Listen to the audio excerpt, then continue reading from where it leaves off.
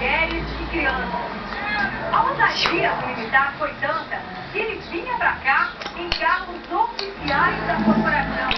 Era trazido um motorista no quartel com as menores escondidas dentro do veículo. Os encontros aconteciam sempre durante o dia. O militar saía daqui e seguia para o trabalho. Claro que houve o uso de carro oficial, de carro no expediente, o motorista oficial transportou até o local, há indícios de crime e transação disciplinar.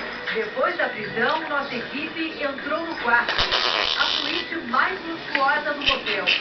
A cama está desfeita, a banheira de hidromassagem cheia e com espuma. No local ainda há piscina e sauna.